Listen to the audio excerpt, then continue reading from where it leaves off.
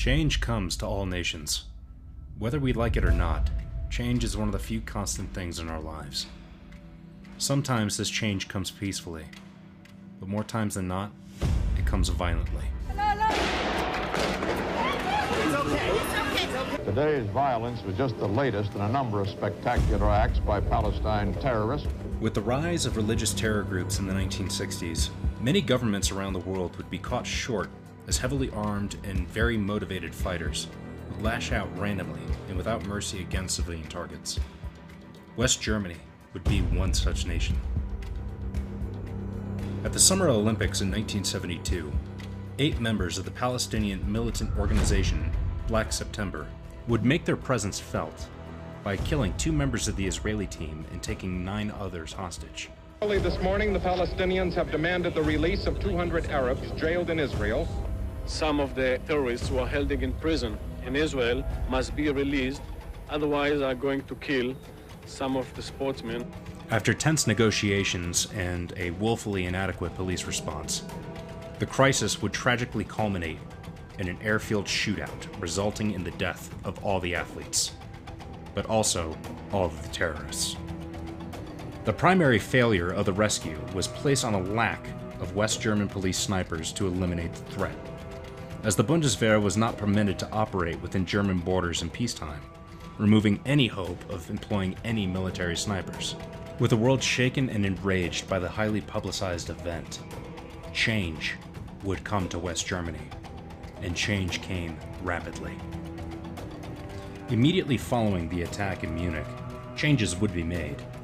Step 1 would begin with the creation of an elite German counterterrorism team, Grenzschutzgruppe 9, or Border Group 9, under the authority of the German Border Police, or Bundesgrenzschutz.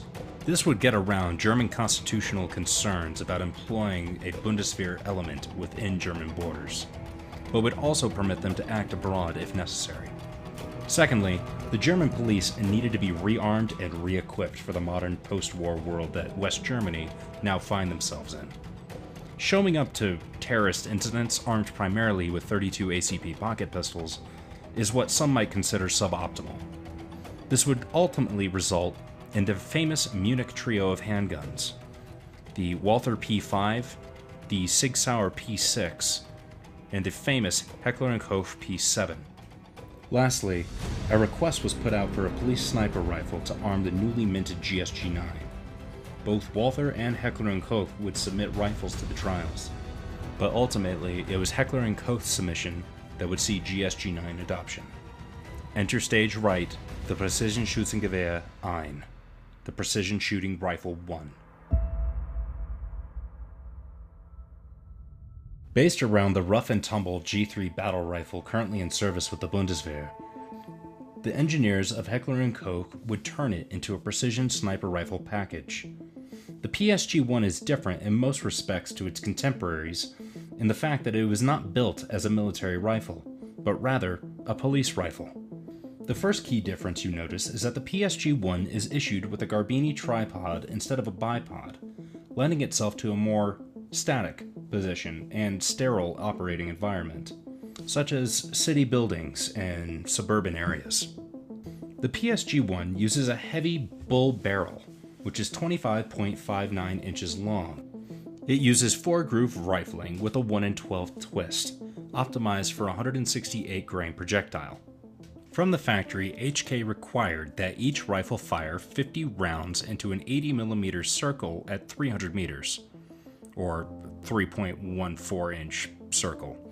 If one of those 50 rounds deviated from its impact point, the rifle would be rejected. Absolutely insane accuracy standards, even to this day, and especially so for a semi-automatic sniper system. One of the most distinct features of the PSG-1 is the pistol grip. It's large and made of wood. The handstop is adjustable for height for shooter comfort. Using it while firing the rifle, it does tend to make the manual of arms a little bit awkward. And some of the controls, like the magazine release and the safety, the shooter does, and myself included, I had to remove my hand from the grip entirely to manipulate the safety. But if I stretched my index finger long enough, I was able to release the magazine. One added feature as compared to the standard G3 rifle was the addition of a silent bolt closure device. To us, used to the AR-15 platform of rifle, we would just call this a forward assist, but not HK. Normally, roller-delayed firearms require a lot of force for that bolt to go home and seat in battery, leading to the famous HK slap. However, if you're in a hide site or prone with this rifle, you might not want to get up and expose yourself just to do the HK slap.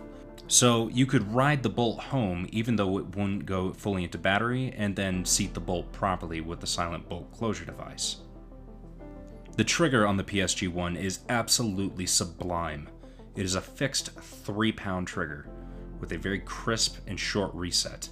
It's a welcome relief compared to your standard PTR-91 or HK-91 series of rifles, which were needlessly heavy but also a direct result of the Bundeswehr drop safety requirements for the G3 rifle. The most dated feature of this rifle is the fixed Hensoldt 6x42mm optic. It uses a simple crosshair sight, however it does feature nighttime illumination, which is battery powered using a period battery, and I'm not even going to bother trying to find one for that. The biggest issue that's well known when it comes to the PSG-1 is that the optic mount itself is welded to the receiver, and the only footprint that optic is going to fit is the Hensoldt optic, which is aptly named the PSG-1 optic. So I hope you like it, because it's the only one you're going to get. This doesn't detract from the fact that the PSG-1 is a beautifully smooth shooting rifle, with a wonderful trigger and accuracy that is borderline asinine. It is well recorded that these rifles are capable of half-minute of angle groups from a semi-automatic rifle from 1972. Most semi-automatic sniper systems currently employed today can't even do that. This is a rifle that has served faithfully throughout the decades with police and counterterrorism teams across the globe. This particular rifle that I'm shooting here was retired from an Italian counterterrorism team before it was imported into the United States. When these rifles were brand new, they cost $10,000 each in 1972.